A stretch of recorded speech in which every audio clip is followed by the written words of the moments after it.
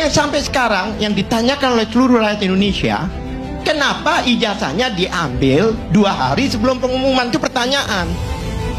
Hanya ditunjukkan foto aja. Kan masalahnya ijazah, bukan fotonya ijazah. Pak Al-Kathiri, keroncong itu otentik Indonesia nggak? Musik keroncong. Menurut Pak Al-Kathiri, keroncong. Ya. Itu campuran dari Spanyol, dari India, dari sebagian dari Arab. Wayang juga ada pengaruh Arab, Cina, ya. Tapi otentik Jawa. Ya, tapi waktu diperiksa wayangnya harus dihadirkan. Bukan foto wayangnya. Anda pasti masuk karena hukum yang akan mengurung Anda. Bukan Pak Jokowi. Emang Bang Silvan diangkat jadi Kapolri nih. Kok bisa memastikan masuk, Bang? Selamat kalau jadi Kapolri. Jokowi otaknya dipakai. Oke, hati-hati ya. Kata-katanya hati-hati, jangan sampai keluarin kata-kata emosi ya, Bang Silvan sama Mas Roy ya. Ya, kita sipil banget. Makanya dia ngomong otak, jangan ngomong otak. Itu yang Oke, sabar ya, Bang Silvan sama Mas Roy ya. Oh, kalau aku sabar.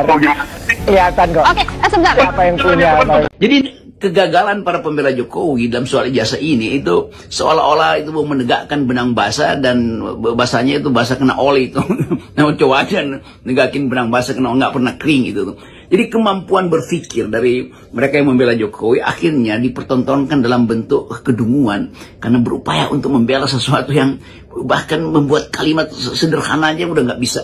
Tetapi mereka harus ada terus di depan kamera karena demi Jokowi kan. Jadi terlihat jelas bahwa ini satu era yang seringkali tiba, sejarah selalu membuat satu peristiwa memperoleh momentumnya justru ketika kekuasaan itu akhirnya tidak lagi punya tangan yang makin lama atau tangannya makin lama makin lemah tuh. Tentu Jokowi dengan sisa-sisa jarinya berupaya untuk menggenggam institusi-institusi yang pernah dia kuasai, itu di partai politik, tentu ada tokoh-tokoh yang dia kuasai, di kepolisian atau di lembaga kehakiman, peradilan ada yang dia kuasai. Sekarang semua hal yang hendak dipertahankan itu dibatalkan oleh prinsip bahwa tidak ada yang percaya. Nah, ini intinya tuh.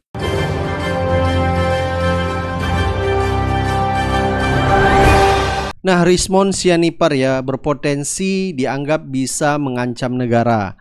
Jadi menurut pengamat kepolisian Bambang Rukminto mempertanyakan apa yang membuat Baris Krim Polri menganggap bahwa Rismon Sianipar ini berpotensi mengancam negara. Padahal dia seorang akademisi, hanya meneliti ijazah Jokowi yang selama ini viral di sosial media. Dugaan ijazah Jokowi palsu setelah diteliti oleh Rismon Sianipar, sehingga banyak sekali kejanggalan ijazah Jokowi, skripsi maupun jumlah SKS ya. Sehingga setelah diteliti oleh Rismon Sianipar akhirnya mengambil kesimpulan bahwa ijazah Jokowi ini memang palsu ya. Nah, gara-gara Rismon melakukan penelitian terhadap ijazah Jokowi, maka dianggap ini akan berpotensi mengganggu negara. Jadi sebenarnya ini cari-cari kesalahan Rismon Sianipar aja ya. Jadi bisa-bisa seperti Rismon ini bakal dibungkam, bisa-bisa berakhir di penjara. Dan ini cukup menyedihkan negara kita ya, semua dibungkam. Padahal pembuktian ilmiah oleh Rismon Sianipar harus didebatkan dengan pembuktian ilmiah juga, sehingga ini biar fair ya. Apa yang kita dapati di sini adalah skripsi tersebut atas nama Budi Darmito, tetapi itu diketik dengan ketik manual. Itulah perbedaannya, saudara-saudaraku ya. Skripsi atas nama Budi Darmito ini nomor induk 1968 KT yang lulus dari Fakultas Kehutanan UGM tahun, bahkan di sini spesifik Oktober 1985.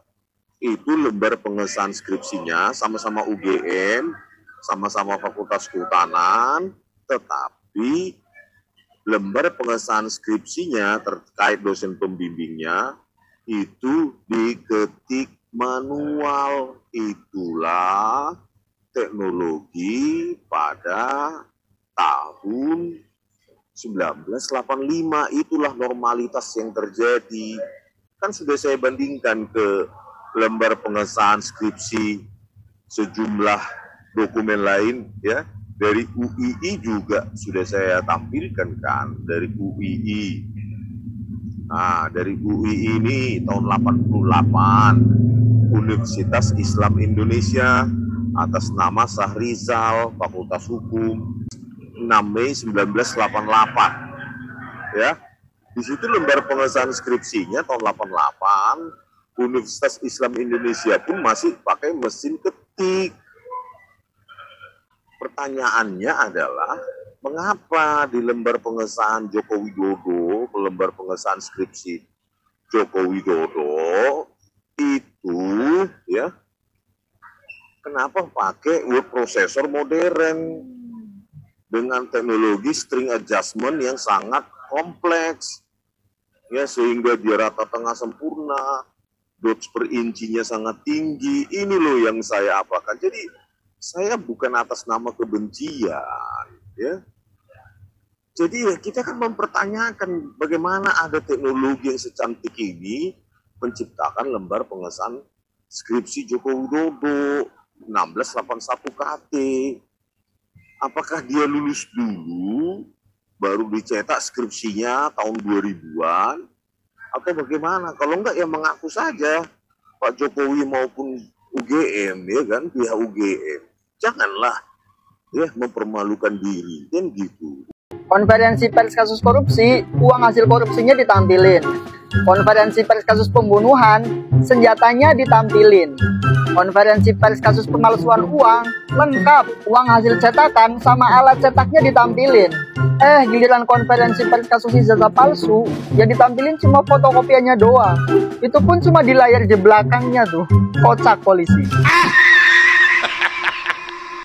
Karena saya sudah patokan di SPP aja, Pak. SPP kan tahun 81-82, selesai, Pak. Makanya saya kalau misalnya kembali, saya tetap bertahan bahwa dia DO, Pak. Jadi nilai-nilai itu saya anggap tidak ada. Karena masa dia ini, jadi ada dua alasan yang saya anggap tidak benar. Satu, bayar SPP 81-82, kemudian 83, 84 sampai 85 mana? Nah, harusnya kan ada. Betul. Nah, buktikan ini sudah DO. Nah, kemudian yang lebih parah lagi, Pak.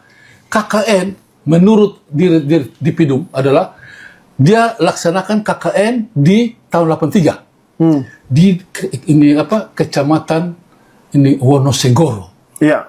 Kami kan para kuliah, Pak, KKN itu di desa. Nah, saya sudah cek di kecamatan Wonosegoro, Kabupaten Boyolali ada 11 desa. Desa mana yang dia ini apa? Kan tidak ada, toh? Tidak ada desa namanya Wonosegoro juga. Bukan, saya tidak tahu. Yang penting dia bilang di kecamatan. Jadi tidak mungkin kita KKN di kecamatan, kan? Harusnya KKN di desa. Jadi sekarang itu dua aja. Saya bertahan pada itu dua aja. Yang lain saya tidak. Makanya ada IP di situ bilang 3, sekian. Saya tidak percaya, Pak. Saya tetap, apalagi kan lebih parah lagi. Dia kan kuliah 80. Kemudian dia KKN 83, padahal dia tamat 85 kan. Biasa umumnya orang kalau ini KKN itu antara tahun 85, 84, 85. Ya, udah mau habis. Nah, sekarang dia bisa dapat misalnya persyaratan 75 sampai 100%, 100 SKS, dia bisa dapat di 6 semester. Tidak mungkin lah. Tidak mungkin.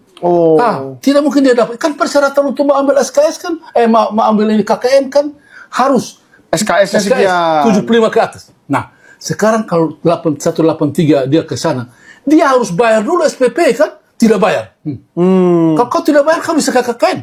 Kan tidak mungkin. Ya, nggak bisa lah. Nama tidak ada masuk di ini kelompok peserta yang berangkat. Tidak ada. Karena itu kan tercatat resmi di universitas. Kita ke sana kan resmi universitas. Jadi kalau itu, makanya sekarang saya tidak terlalu pusing dengan yang IP-nya berapa. Saya tidak pusing, Pak. Yang penting patokan saya adalah dia sudah DO, Pak. Dari 83. Saya tidak mau mengatakan bahwa ijazah Pak Mulyono itu adalah palsu, enggak. Dan cuman saya mau mengoreksi bahwa foto yang ada di dalam ijazah yang sudah viral tersebut ya, itu bukan foto Pak Jokowi, melainkan foto-foto orang ini.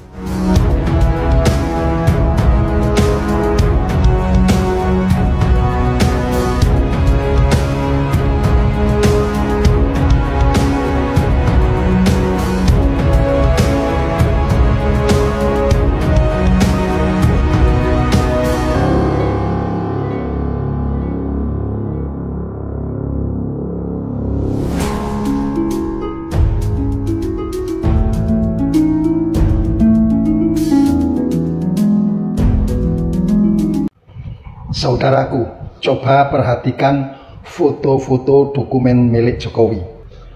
Jokowi itu sejak muda sampai sekarang, itu jenis rambutnya memang tipis. Dan model rambutnya Jokowi itu selalu dibelah di samping. Beda dengan foto yang ada di ijazah UGM yang diakui miliknya itu. Sangat jelas terlihat itu adalah rambutnya tebal dan dibelah di tengah. Perbedaan yang kedua, Jokowi sejak muda hingga sekarang itu di foto-fotonya tidak pernah menggunakan kacamata. Sedangkan foto yang ada di ijazah UGM yang diakui miliknya itu adalah berkacamata. Perbedaan yang ketiga, struktur gigi Jokowi itu tidak rata. Sedangkan foto yang ada di ijazah UGM yang diakui miliknya itu adalah foto Hari Mulyono. Giginya rata seperti yang ada di foto ini saat Hari Mulyono tertawa dan terlihat giginya. Begitu juga bandingkan dengan foto Jokowi saat tertawa yang juga kelihatan giginya. Nah, sekarang bagaimana menurut teman-teman? Siapa yang sebenarnya berbohong? Oh my God! Wow! Tahun ini kita akan beli kurang lebih 60.000 unit alat mesin 60.000 unit alat mesin pertanian. Alat-alat mesin pertanian. Pesanan sudah kira-kira lebih dari 6.000. Dan perkiraan saya bisa 3 sampai 4 kali lipat yang pesan. Padahal kemampuannya baru 200-300. Kira-kira 200 sampai 300. Jadi kalau Mas Tommy mau pesan sekarang, nunggunya 3 tahun. Menurunkan tingkat pengangguran dengan menciptakan 10 juta lapangan kerja baru selama 5 tahun.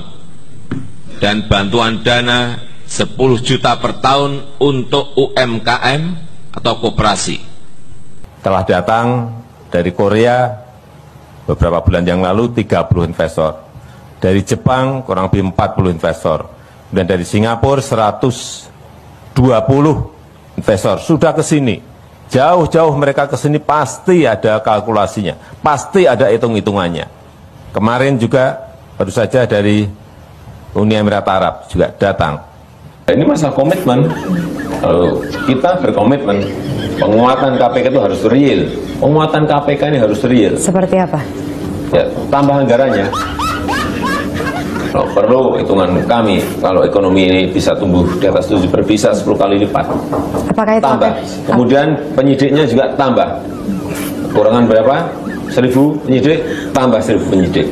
Ya, memang harus tegas. Kalau kita mau serius ya harus seperti itu. Jangan semu ragu dan basa-basi gitu. Kita harus tegas, harus berani. Tidak boleh ngerangkep jabatan. Kerja di satu tempat saja belum tentu benar kok. Klausulnya jelas bahwa bisa kita ambil kembali. Hanya sampai sekarang belum kita ambil. Oleh sebab itu, ke depan saya kira kuncinya hanya satu, yaitu kita buyback kembali. Kita ambil kembali saham itu dan menjadi milik kita lagi. Stop impor pangan, stop impor beras, stop impor daging, stop impor lagi bawang, stop impor kedelai, stop impor sayur, stop impor buah, stop impor ikan. Kita ini semuanya punya gitu. Harusnya kita ini malah bisa ekspor, kok import gitu loh.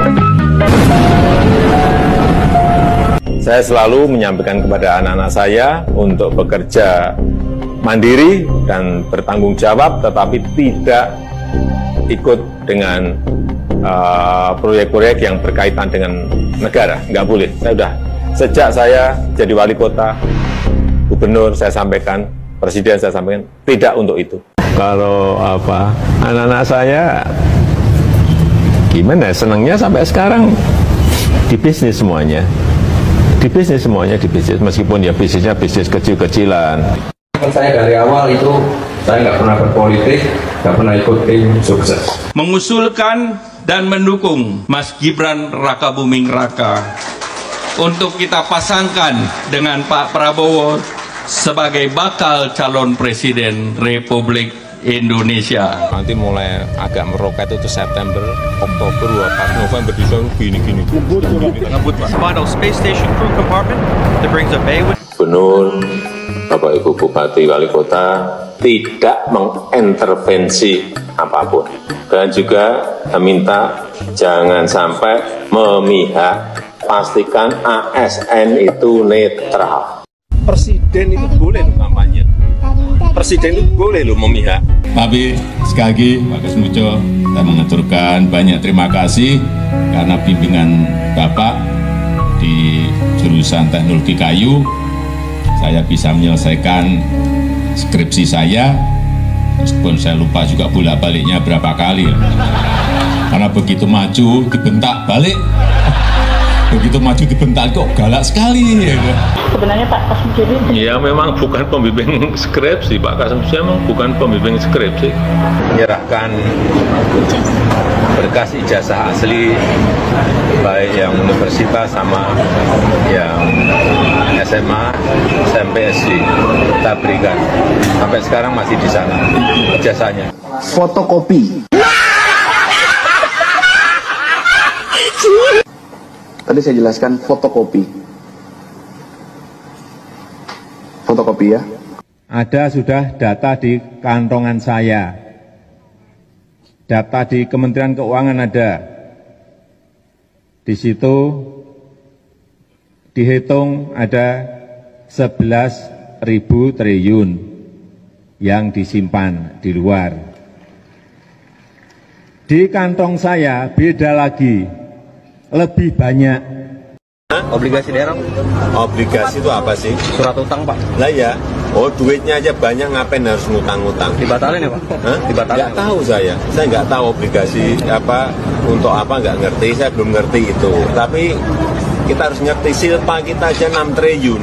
Dari dulu saya nggak setuju BLT, entah yang ini, yang balsem ini juga semuanya nggak.